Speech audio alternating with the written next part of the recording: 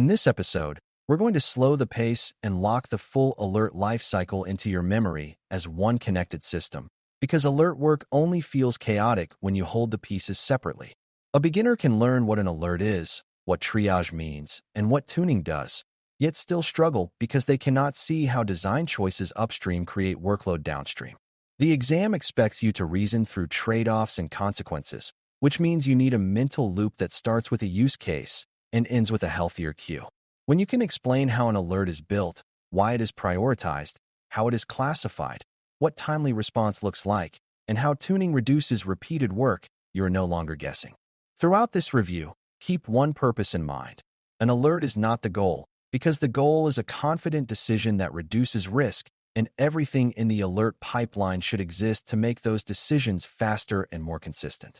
If any step creates confusion, noise, or delay, the system will drift, so the review is about preventing that drift with deliberate habits. Before we continue, a quick note. This audio course is a companion to our course companion books.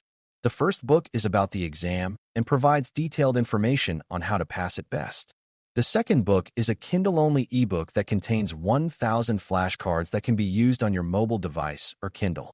Check them both out at cyber.author.me in the Bare Metal Study Guide series. The first anchor in the system is alert creation, because everything else depends on whether the alert is actually actionable from the moment it appears.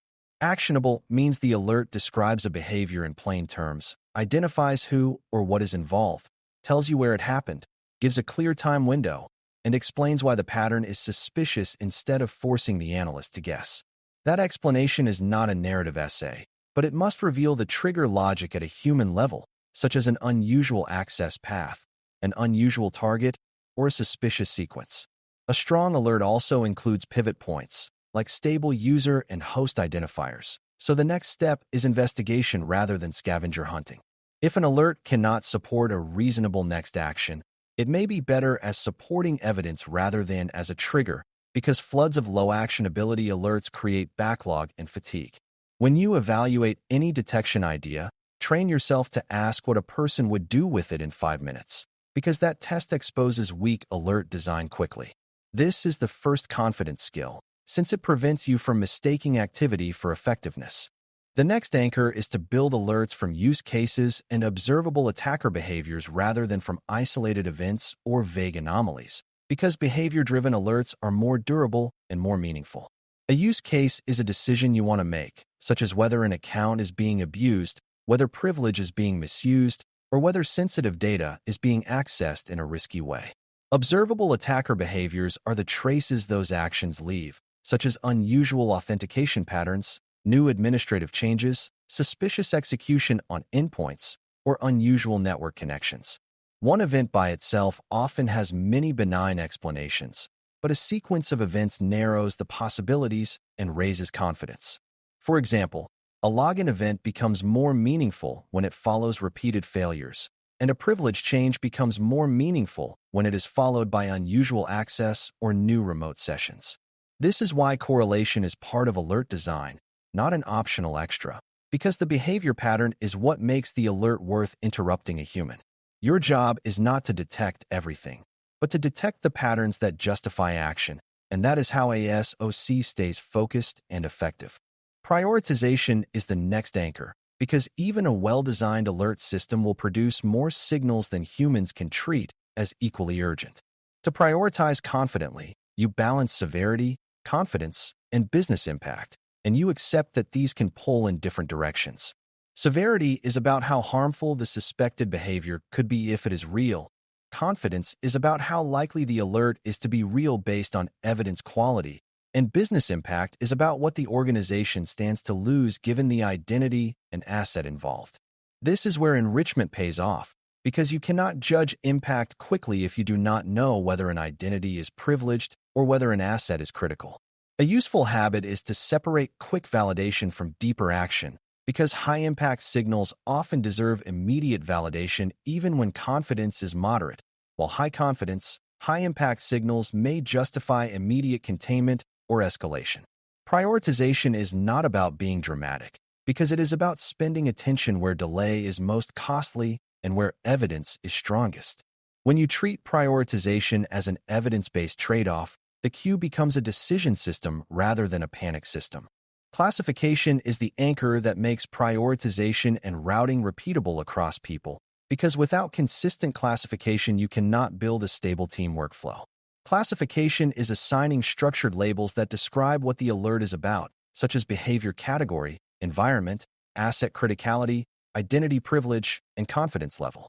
The point is not to create endless tags, but to capture the minimum set that speeds triage and helps route work without debate. When alerts are classified consistently, analysts develop muscle memory for each category, so they know what validation steps usually apply and what common false positives look like. Classification also improves handoffs between shifts, because the receiving analyst can quickly understand what they are dealing with and what has already been done. Another benefit is that classification supports grouping, since alerts that share identity, host, or service context may represent one underlying story rather than separate problems. If classification is inconsistent, tuning becomes guesswork, because you cannot reliably measure which alert types generate the most noise or the most true positives.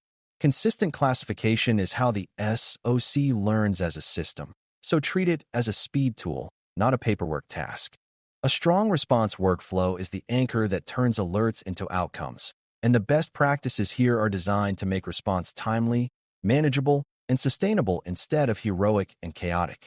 Timely does not mean rushing, because it means responding at a pace that matches risk while keeping decisions defensible.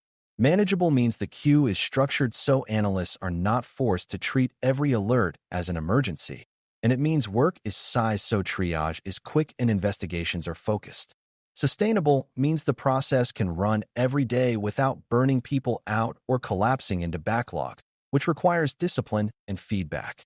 One common approach is to define service level agreement, SLA, expectations for categories of alerts, but the deeper point is that time expectations must match staffing, tooling, and alert quality. When time goals are unrealistic, people stop respecting them and response quality drifts. When time goals are realistic and tied to impact, they create a shared rhythm that the team can execute under pressure. Triage is the response step that most directly protects sustainability because it prevents the team from spending an hour on every signal. A good triage habit is to ask a small set of consistent questions, such as whether the behavior makes sense for the identity's role, whether the asset is critical, whether the alert is supported by corroborating evidence, and whether there are related events that change the urgency. Triage should have a stopping point, meaning the analyst knows when they have enough to decide to close, to monitor, to investigate deeper, or to escalate. That stopping point is what prevents analysis paralysis and what keeps the queue moving in a controlled way. Triage also benefits from reversible early actions, because reversible steps reduce uncertainty without causing unnecessary disruption if the alert is false. When triage is consistent, it becomes teachable, which is important because a SOC must scale beyond a few experienced individuals. The exam often rewards this thinking because it reflects operational maturity rather than tool familiarity. Ownership and handoffs are a response anchor that many beginners underestimate, yet they determine whether alerts actually reach resolution. Every alert needs an owner, and ownership must be clear enough that work does not sit in limbo waiting for someone to claim it. Ownership also includes escalation paths, because some alerts require decisions that affect business operations, such as disabling accounts or isolating systems. If escalation criteria are unclear, analysts either escalate too late out of uncertainty or escalate too often out of caution, and both outcomes create unnecessary cost. Handoffs between shifts must preserve context, so the next analyst does not repeat work or miss key evidence, which is why consistent classification and concise documentation matters so much. A healthy process defines what evidence must be captured before handoff and what decisions have already been made, so the receiving person can continue confidently. This is where a team becomes more than the sum of its individuals, because work continues smoothly across time and across roles. If you can explain how ownership and handoffs prevent backlog, you are demonstrating real SOC reasoning. Documentation is another anchor that supports both speed and learning because it captures what was checked, what was found, and why a decision was made. Documentation does not need to be long to be useful. but it must be consistent and specific enough that another analyst can follow the reasoning without starting over. It should capture the key pivots used, the relevant time window, the main evidence that supported the conclusion, and the outcome classification, such as true positive, false positive, or inconclusive. Outcome detail is the raw material for tuning, because vague closures like benign do not explain why the alert fired or what would reduce repetition. Documentation also protects the team from memory drift, especially during busy periods when analysts might otherwise rely on intuition and habit rather than on evidence. For beginners, a useful mindset is that documentation is part of the investigation itself, because it forces you to articulate the hypothesis and the evidence.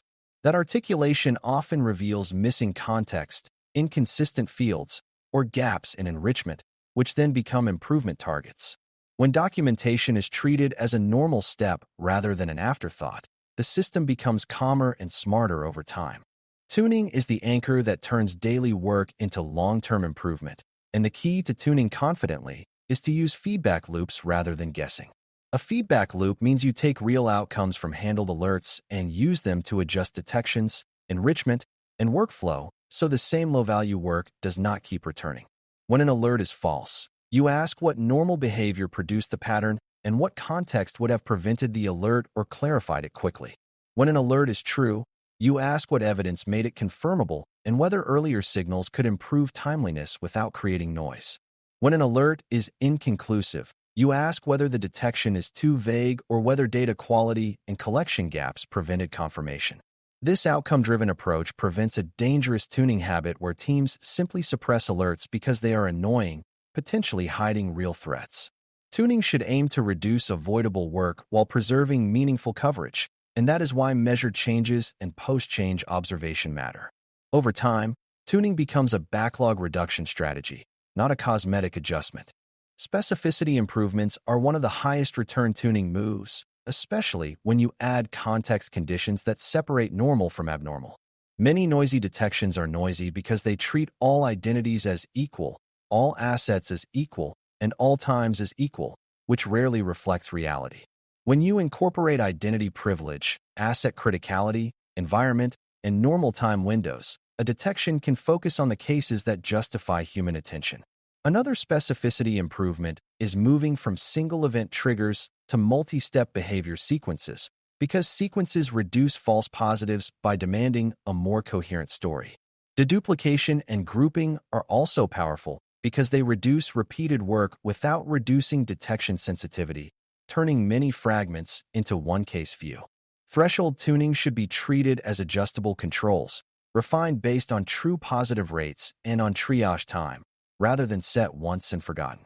A crucial beginner insight is that sometimes noise is caused by bad data, not bad logic. So the right fix is improving parsing, normalization, or enrichment rather than weakening the rule. When you can choose the correct tuning lever, you tune confidently instead of blindly. Q health is the larger outcome that tells you whether your alert program is sustainable, and it depends on the balance between alert volume, triage speed, and investigative clarity. Backlog grows when alerts arrive faster than they can be handled, but it also grows when alerts are unclear and require too much manual lookup to validate. This is why enrichment is part of alert management, because context like asset ownership and identity role can turn a 20-minute triage into a 5-minute triage. This is also why alert messages must include pivots and rationale, because a vague alert turns every triage into a custom research project. A healthy queue is not necessarily a small queue, because some environments are noisy, but it is a queue where the team has control, meaning urgent items surface quickly and repeated low-value items shrink over time. Monitoring the monitoring process matters here, because sudden drops or spikes in alert volume can indicate pipeline failures or parser breakage rather than real security change. When you view queue health as a security signal, you protect yourself from the hidden blind spot of thinking the system is working when it is actually degraded. Measurement is the anchor that keeps the system honest, because it gives you evidence that your alert program is improving rather than simply feeling busy. Useful measures include how long it takes to tree off, how long it takes to confirm, and how often alerts are true, false, or inconclusive by category.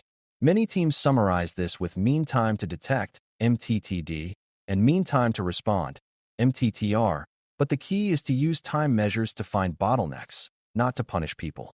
If triage is slow, the problem might be missing context or unclear alert messaging rather than analyst effort. If false positives are high, the problem might be poor specificity or missing enrichment rather than a need to suppress alerts. If inconclusive outcomes are common, the problem might be data quality and collection gaps rather than detection logic. Measurements also help you prioritize tuning work by showing which alert categories consume the most time for the least value. When you use measurement as a feedback input, the alert system improves with intention rather than with frustration-driven changes. As you integrate all of this, remember that confidence in alert operations comes from being able to explain the chain of reasoning from use case to outcome without hand-waving.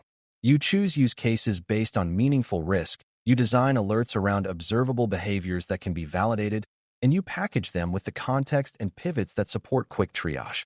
You prioritize with a trade-off mindset that balances severity, confidence, and business impact, and you classify consistently so routing and handoffs become fast and repeatable. You run response as a disciplined workflow with clear ownership, realistic timing expectations, reversible early actions where possible, and concise documentation that preserves reasoning. You tune using feedback loops so noise shrinks and backlog declines, and you verify improvements through measurement rather than through gut feeling.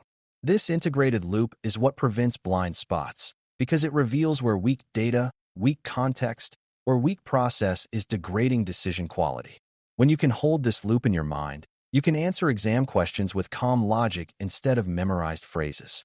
To close out this spaced review, focus on the practical truth that an alert program is a human decision system built on technical evidence, and it succeeds only when both sides support each other. Technical detection without human action is just noise, and human effort without clear evidence is just guesswork. So the design goal is to make evidence easy to interpret and actions easy to choose. Building actionable alerts, prioritizing them with clear trade-offs, classifying them consistently, responding with disciplined workflows, and tuning with feedback loops are not separate tasks, because they are one continuous operating cycle. When that cycle is healthy, the SOC becomes faster and calmer over time, because repeated low-value work shrinks and high-value signals stand out more clearly. When that cycle is unhealthy, the team becomes reactive, backlog grows, and true positives become harder to find, even if the dashboard looks busy. If you take one exam-ready takeaway from this episode, let it be that confidence comes from systems thinking. You can trace every alert from its use case to its outcome, measure what happened, and improve the pipeline intentionally. That ability is what turns monitoring into operations. Thanks for listening. For more audio courses, daily newsletters, and more, please visit baremetalcyber.com.